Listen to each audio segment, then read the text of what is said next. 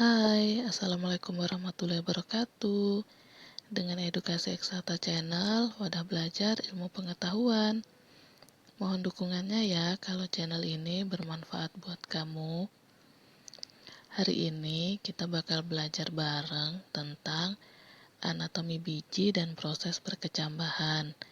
Jadi, nanti kita bakal tahu nih, di dalam biji itu ada apa aja sih, dan gimana ya caranya biji itu bisa berkecambah jadi calon tumbuhan. Udah siap ya? Belajar kita yang pertama itu ada anatomi biji.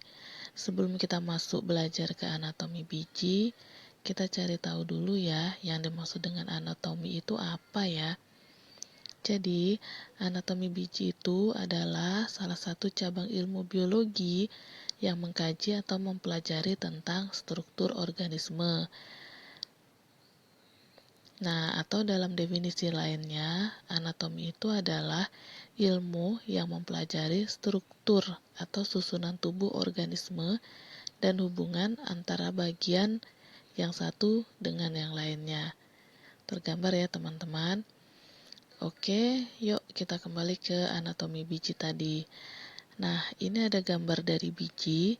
Yang sebelah kiri ini contoh biji gymnospermae atau berbiji terbuka, dan yang di sebelah kanan contoh biji angiospermae atau berbiji tertutup.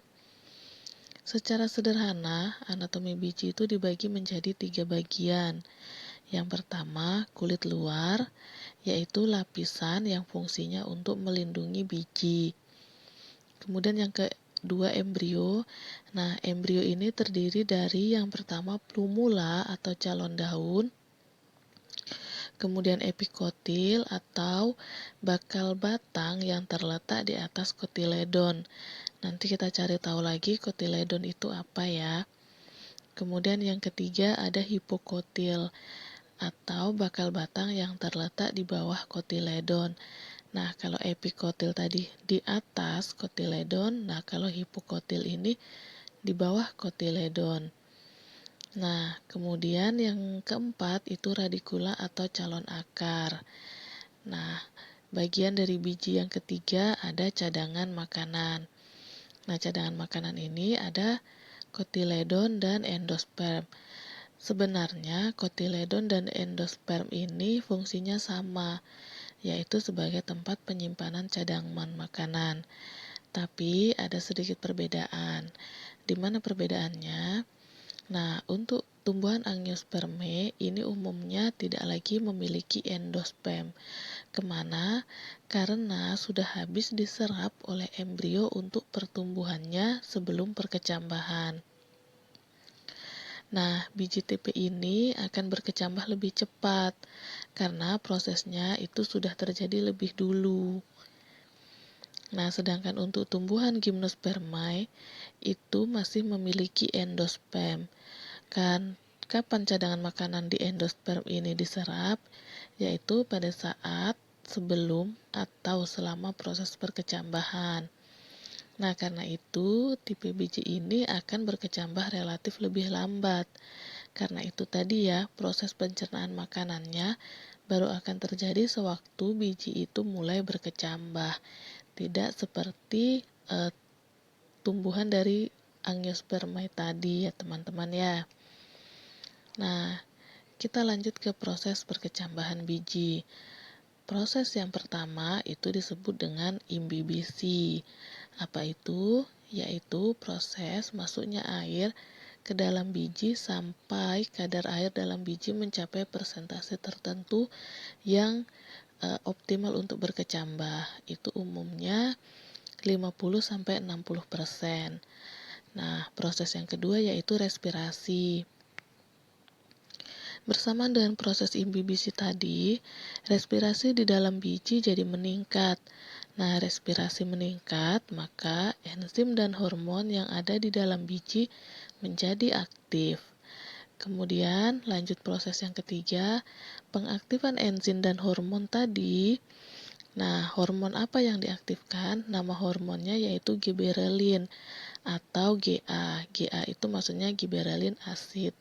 Nah, hormon giberelin ini yang akan mendorong pembentukan enzim-enzim. Salah satunya adalah enzim amilase. Nah, selanjutnya proses keempat yaitu katabolisme. Proses ini merupakan perombakan cadangan makanan berupa pati, hemiselulosa, lemak, dan protein. Nah, kesemua bahan ini tidak larut dalam air dan merupakan senyawa kompleks bermolekul besar. Makanya, perlu diubah menjadi senyawa atau zat yang lebih sederhana dan bermolekul kecil. Nah, proses perombakan ini yang memerlukan enzim yang seperti sudah kita pelajari di proses ketiga tadi. Salah satunya enzim amilase yang mengubah pati dan hemiselulosa menjadi gula. Lanjut proses kelima yaitu anabolisme. Tahap ini merupakan tahap akhir dari penggunaan cadangan makanan. Di proses ini, protein yang sudah diubah menjadi asam amino dan diangkut ke titik tumbuh disusun lagi menjadi protein baru. Nah, lanjut proses yang terakhir yaitu proses berkecambah. Karena proses imbibisi, maka kulit biji akan menjadi lunak, sehingga radikula dan plumula akan mampu menembus kulit biji. Umumnya pada tumbuhan itu radikulanya yang muncul lebih dulu dibandingkan dengan plumula.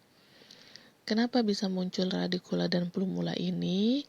Karena ada proses pembesaran sel, proses pembentukan sel baru dari pembelahan sel, dan diferensiasi sel pada titik tumbuh. Kira-kira masih bingung nggak ya? Nah, coba kita ulang sekali lagi proses perkecambahan ini dengan cara yang lebih sederhana ya teman-teman. Jadi ini prosesnya. Awalnya, biji berkecambah itu karena ada air yang masuk ke biji atau disebut dengan imbibisi. Ada air yang masuk, maka respirasi biji juga meningkat.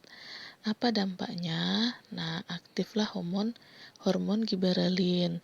Nah, hormon giberelin ini mendorong pembentukan enzim, salah satunya enzim amilase.